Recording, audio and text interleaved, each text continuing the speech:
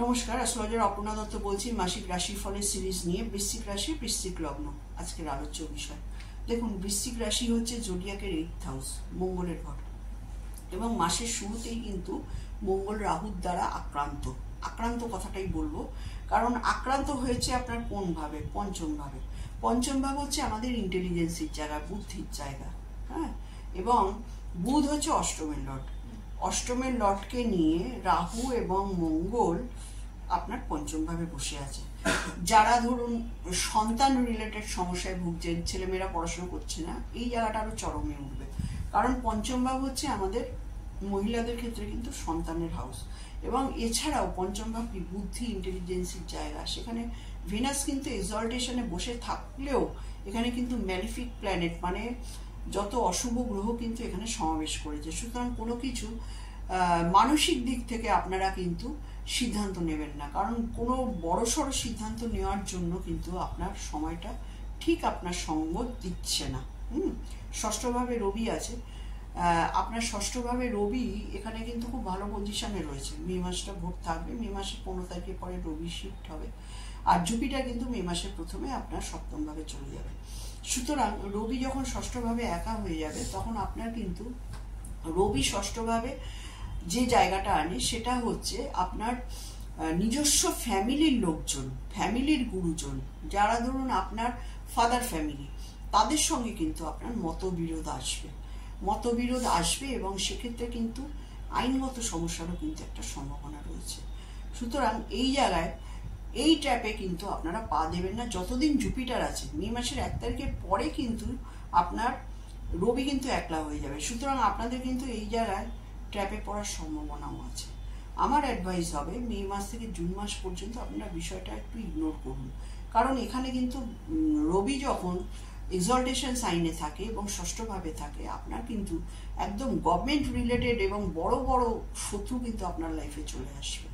তো এই জায়গায় আমি বলবো নিজেকে একটু সামলে রাখবেন, কারণ বৃশ্চিক রাশি বা বৃশ্চিক লগ্ন এরা ডিপার ইনডেপথ এদের একটা স্বচ্ছ ধারণা থাকে, কারণ এরা যেহেতু জোডিয়াকের 8th হাউস, রিসার্চ মাইন্ডেড হয়, হ্যাঁ।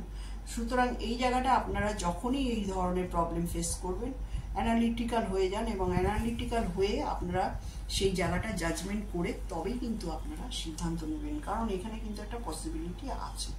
এছাড়া দেখুন 11তে কেতু রয়েছে 11th হাউসে। কেতু আপনার ডিজায়ারের ঘরে রয়েছে। সুতরাং এই যে ডিজায়ারের জায়গাটা, মানে আপনার ফুলফিলমেন্ট অফ ডিজায়ার, মানে আপনার যেটা ইচ্ছা পূর্তি, সেখানে কিন্তু কেতু বসে রাজ করবে আগামী প্রায় ধরুন 1.5 বছর। আপনার ইচ্ছা পূর্তিগুলোকে মনের অন্দরে রাখুন, কারণ কেতু কি? কেতু হচ্ছে স্পিরিচুয়াল একটা প্ল্যানেট, কেতু হচ্ছে মুখ্যের কারক। সুতরাং কেতুর কিন্তু পুরো অ্যান্টি ডাইমেনশন হচ্ছে ইচ্ছা পূর্তি। সুতরাং কেতু এখানে খুব একটা পজিটিভ রেজাল্ট আপনাকে দেবে না, আর আপনি যত বেশি আগ্রহী হবেন ইচ্ছা পূর্তির জন্য, কেতু কিন্তু আপনাকে অনেক ধরনের অবস্ট্রাকশন সৃষ্টি করবে। যারা এই ধরনের বৃশ্চিক রাশির মানুষজন আছেন, যারা খুব ডিজায়ারিস্টিক মানসিকতা, আমার এটা হলো না কেন, আমার এটা হলে ভালো হতো, আমার এটা কবে হবে, তারা একটু আমাকে কমেন্ট করে জানান, কারণ আপনারা কিন্তু আগামী 1.5 বছর কিন্তু কিছুই পাবেন না যদি মানসিক গরমটা আপনাদের এরকম হয়। আর যদি সবকিছুকে লেট গো আর ইগনোর করেন, তাহলে কেতু কিন্তু আপনাকে সেই জায়গাটা নিশ্চয়ই দেবে। এছাড়া আর বলার কিছুই নেই। চতুর্থভাবে শনি রয়েছে। চতুর্থভাবে শনি থাকলে একটা যেটা হয়, এ ষষ্ঠভাবকে দৃষ্টি দিচ্ছে।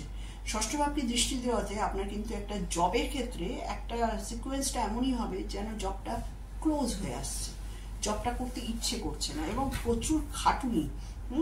এবং চতুর্থভাবে যখন শনি থাকে, চতুর্থভাবে শনি কিন্তু খুব ব্যাড প্লেসমেন্ট, হ্যাঁ।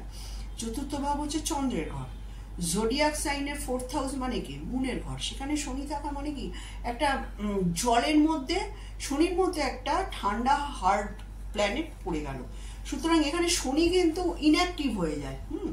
তো শনি ইনঅ্যাক্টিভ হলে আপনার যেটা হবে, চেতনা কিন্তু আপনার ব্লক হয়ে থাকবে। চেতনার যে জায়গাটা, সেই জায়গাটা কিন্তু শনি আপনাকে ব্লক করে রেখে দেবে। আপনি বুঝতেই পারবেন না যে কোনটা ন্যায় কোনটা অন্যায়, এখন আমার কি করা উচিত, এবং খানিকটা লেথার্জি, বাড়ির মধ্যে থাকবো, একটা সিকিউরিটি জোনে থাকবো, এগুলো কিন্তু আপনার ভিতরে চলে আসবে। যত এগুলোকে আপনি ত্যাগ করতে পারবেন তত কিন্তু শনি আপনার সেই জায়গাটা দেখাবে যে জায়গায় আপনার কিন্তু কর্মের অবস্ট্রাকশন চলছে, সেই জায়গাটা কিন্তু আপনাকে অনেকটা হালকা করে দেবে শনি। এটা কিন্তু শনির ট্রেড। সুতরাং এই হলো আজ মানে এই মাসের আপনাদের বৃশ্চিকের যেটা সমস্যা আমি বললাম। দশমের লর্ড ষষ্ঠে থাকছে, এটা নতুন জব পাওয়ার জন্য ভালো। একাদশের লর্ড গিয়ে বুধ বসে আছে, রাজযোগ করেছে পঞ্চমে। সুতরাং যারা গভর্নমেন্ট জবের জন্য চেষ্টা করছেন, অ্যাকর্ডিং টু বৈদিক অ্যাস্ট্রোলজি এটা কিন্তু একটা রাজযোগ। দশমের লর্ড যখন পঞ্চমের সঙ্গে কানেক্ট করে তখন কিন্তু গভর্নমেন্ট জব হয়। সুতরাং যারা ধরুন গভর্নমেন্ট জব রিলেটেড জায়গায় রয়েছেন বা যারা পরীক্ষা টরীক্ষা দিয়েছেন, তাদের কিন্তু সুখবর আসতে পারে এই মে জুন মাসে। কত